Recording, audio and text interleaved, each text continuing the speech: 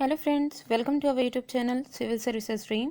तो फ्रेंड्स, आज की इस वीडियो में हम लोग यूपी पीसीएस 2021 की टेस्ट सीरीज़ में टेस्ट 43 सॉल्व करेंगे और इसमें हम पॉलिटी के कुछ इंपॉर्टेंट क्वेश्चंस हैं उन्हें डिस्कस करेंगे। तो आइए स्टार्ट करते हैं। देखिए, फर्स्ट क्वेश्चन में है, क्वेश्चन नंबर 1 में, भारतीय संविधान की प्रस्तावना में जिन आदर्शों एवं उद्देश्यों की रूपरेखा दी गई है उनकी व्याख्या की गई है। ऑप्शंस हैं मूल अधिकारों के अध्याय में, राज्य की नीति निर्देशक सिद्धांतों के अध्याय में, मूल अधिकारों, राज्य की नीति निर्देशक सिद्धांतों एवं मौलिक कर्तव्यों के अध्याय में, या संविधान के पाठ में कहीं नहीं।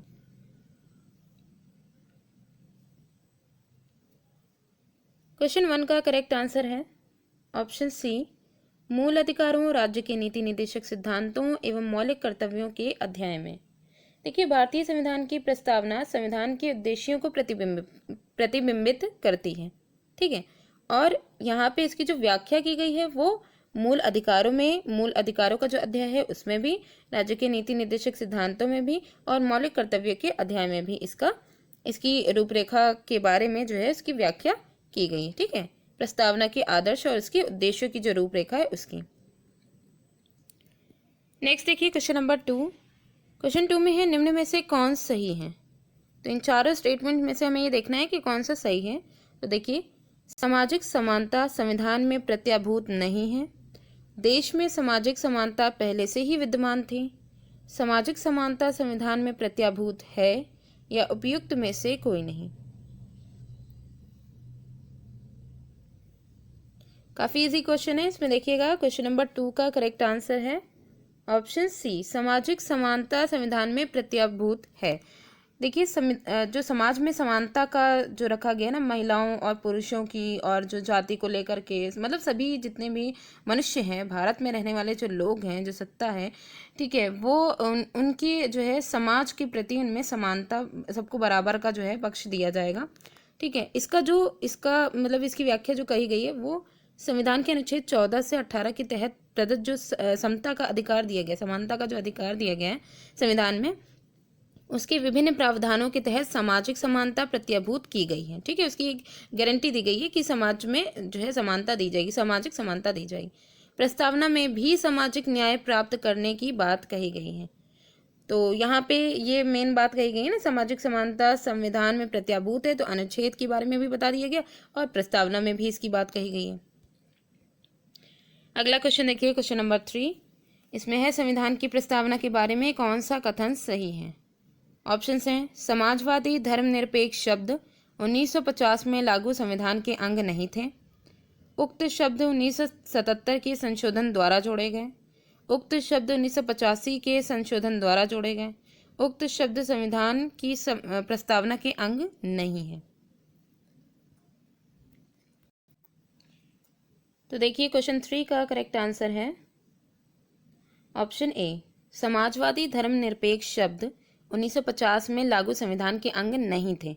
ये बाद में जोड़े गए हैं और ये जो दोनों शब्द हैं ये वर्ष 1976 में जो 42वां संविधान संशोधन हुआ था उसके द्वारा इसको संविधान में जोड़ा गया था, ठीक है। किनको, समाजवादी और धर्मनिरपेक्ष जो शब्द हैं, पंथ निरपेक्ष, धर्मनिरपेक्ष, तो ये जो है 1976 के 42वें संविधान संशोधन में जोड़ा गया।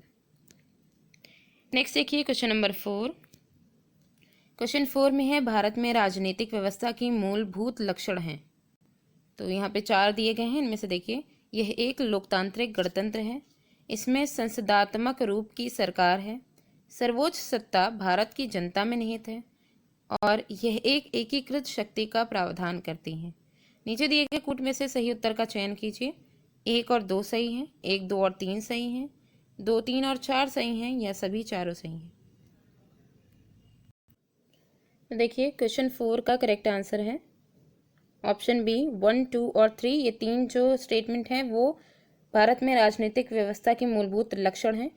क्या कहा गया है कि लोकतांत्रिक गणतंत्र, यह एक लोकतांत्रिक गणतंत्र है, तो लोकतांत्रिक गणतंत्र, संसदात्मक सरकार और सर्वोच्च सत्ता का जनता में निहित होना भारत की राजनीतिक जो व्यवस्था है उसके मूलभूत लक्षण हैं।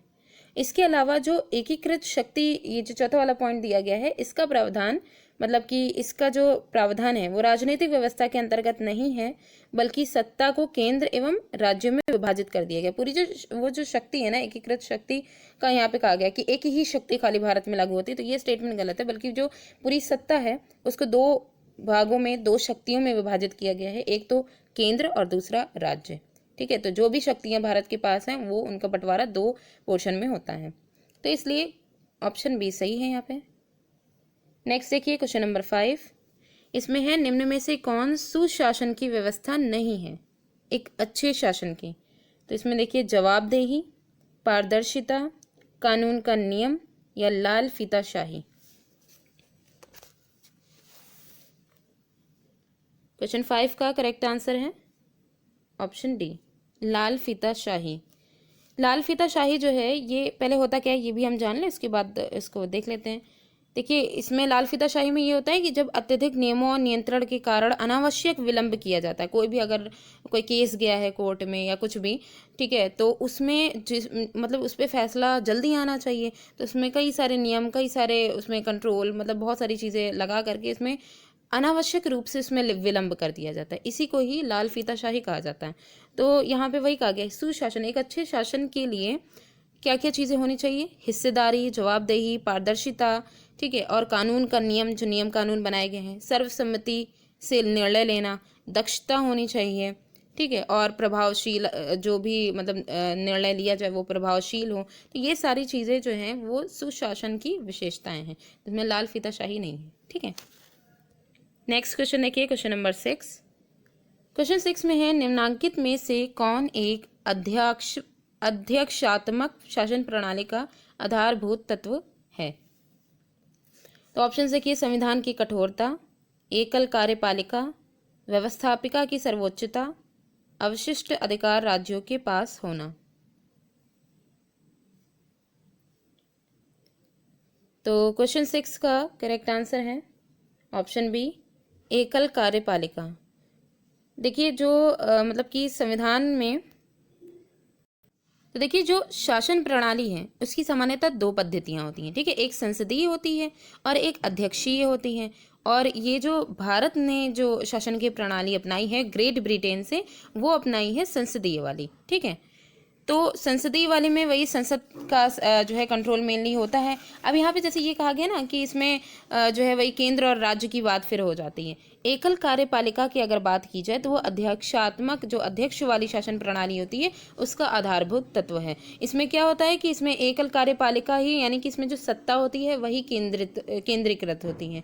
तो यहाँ पे सत्तारूढ़ शासन होता है। ठीक है, तो वही राजशाही शासन जो होता है वो यहाँ पे रहेगा। तो ये क्या है, अध्यक्षात्मक शासन प्रणाली का आधारभूत तत्व है एकल कार्यपालिका।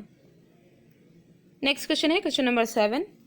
क्वेश्चन 7 में है किस वाद के फैसले में सर्वोच्च न्यायालय ने सर्वप्रथम घोषित किया कि उद्देशिका संविधान का हिस्सा नहीं है। सबसे पहले ये घोषित किया कि उद्देशिका संविधान का हिस्सा नहीं है। तो कौन सा है वाद, बेरुबारी वाद, सज्जन सिंह, गोलकनाथ या केशवानंद भारती। तो क्वेश्चन 7 का करेक्ट आंसर है ऑप्शन ए, बेरुबारी जो वाद था, बेरुबारी बेरुबारी यूनियन। ठीक है, इस वाद ये जो वाद था इसमें सर्वोच्च न्यायालय ने सर्वप्रथम ये घोषित कर दिया कि जो उद्देशिका यानी जो प्रस्तावना है वह संविधान का अंग नहीं है। किंतु बाद में जब केशवानंद भारती बनाम केरल राज्य वाला वाद जब आया तो इसमें सर्वोच्च न्यायालय ने अपनी बात को पलटते हुए कहा कि उद्देशिका या प्रस्तावना जो है वह संविधान का भाग मान लिया गया है। ठीक है, तो पहले जो जिसमें घोषित किया गया था कि नहीं है वो हिस्सा, वो बेरुबारी वाद में है। नेक्स्ट क्वेश्चन देखिए क्वेश्चन नंबर 8। इसमें है निम्न में से कौन एक भारत की संविधान का संघीय लक्षण नहीं है। ऑप्शंस हैं केंद्र तथा राज्यों के बीच शक्ति का बंटवारा, पूर्ण रूप से लिखित संविधान, इकहरी नागरिकता या स्वतंत्र न्यायपालिका। तो क्वेश्चन 8 का करेक्ट आंसर है ऑप्शन सी, इकहरी नागरिकता। यहाँ पे क्वेश्चन में ये पूछा गया है कि इसमें से कौन सा एक है जो भारत के संविधान का संघीय लक्षण नहीं है। तो इकहरी नागरिकता जो है ये भारत के संविधान का संघीय लक्षण नहीं है, क्योंकि भारतीय संविधान में एकात्मक और संघात्मक दोनों ही तरीके की विशेषताएं मौजूद हैं। ठीक है। भारतीय संविधान के जो संघात्मक लक्षण हैं उनमें आपके लिखित संविधान है, कठोर संविधान है, केंद्र और राज्य में शक्तियों का जो बंटवारा है, ये सारी चीज़ें किसमें आती हैं? संघात्मक लक्षणों में आती हैं। और इसके अलावा भी संघात्मक में स्वतंत्र न्यायपालिका और द्विसदनीयता ये सब भी आती हैं। जबकि जो एकात्मक लक्षण होते हैं उनमें आपकी एकल नागरिकता आएगी और राज्यपाल की जो राष्ट्रपति के द्वारा नियुक्ति होती है वो आएगी, आपातकाल की घोषणा, अखिल भारतीय सेवाएं, समझौता को लागू करने में संसद की शक्ति, ये सारी चीज़ें जो हैं वो इकहरी में। तो कुल मतलब अगर देखा जाए ओवरऑल तो एकल नागरिकता किसमें आ रही है? वो संघीय लक्षण नहीं है बल्कि वो एकात्मक लक्षण है। ठीक है। तो नेक्स्ट देखिए, नेक्स्ट क्वेश्चन है क्वेश्चन नंबर 9। इसमें कारण और कथन और कारण दिए गए हैं। कथन में है कि भारत का राष्ट्रपति परोक्षता का निर्वाचित होता है। कारण है भारत में संसदीय प्रणाली को गणतंत्रवाद के साथ जोड़ा गया है। तो यहाँ पे देखिए दोनों ए और आर सत्य हैं तथा आर ए का मान्य स्पष्टीकरण है। दोनों ए तथा आर सत्य हैं परंतु आर ए का मान्य स्पष्टीकरण नहीं है। ए सही है परंतु आर गलत है, ए गलत है परंतु आर सही है। तो क्वेश्चन 9 का करेक्ट आंसर है ऑप्शन ए। दोनों ए और आर सत्य हैं तथा आर ए का मान्य स्पष्टीकरण है। देखिए यहाँ पे कहा गया भारत का राष्ट्रपति परोक्षता का निर्वाचित होता है, यानी भारत का परोक्षता निर्वाचित होता है, का नहीं होगा। ठीक है। तो यानी जो भारत का राष्ट्रपति है उसको अप्रत्यक्ष रूप से, परोक्ष मीन्स अप्रत्यक्ष रूप से उसको निर्वाचित किया जाता है। बात बिल्कुल सही कही गई है। कारण क्या बताया गया कि भारत में संसदीय प्रणाली को गणतंत्रवाद के साथ जोड़ा गया है। ये भी बात सही है क्योंकि भारत में जो संसदीय प्रणाली है उसमें होता क्या है, वो गणतंत्रवाद से उसको जोड़ा गया ना। और गणतंत्रवाद में क्या होता है कि कोई भी आनुवंशिक शासक नहीं होगा बल्कि राज्य के सभी जो प्राधिकारी हैं, जितने भी अधिकारी हैं, ठीक है, वो या तो प्रत्यक्ष रूप से चुने जाएंगे या फिर अप्रत्यक्ष रूप से जनता के द्वारा चुने जाएंगे। ठीक है। तो दोनों ही कथन और कारण दोनों ही सही भी हैं और एक दूसरे की व्याख्या, मतलब कारण जो है वो कथन की व्याख्या कर रहा है। तो ठीक है, फिर लास्ट क्वेश्चन देखिए क्वेश्चन नंबर 10। इसमें है भारतीय संघवाद को सहकारी संघवाद किसने कहा है? ऑप्शंस हैं जी ऑस्टिन, केसी वियर, सर आइवर जेनिंग्स और डी बसु। क्वेश्चन 10 का करेक्ट आंसर है ऑप्शन ए जी ऑस्टिन। भारतीय संघवाद को सरकारी संघवाद जो कहा है वो जी ऑस्टिन ने कहा है। ठीक है। तो फ्रेंड्स आज की वीडियो यहीं पे ही एंड होती है। Thanks for watching.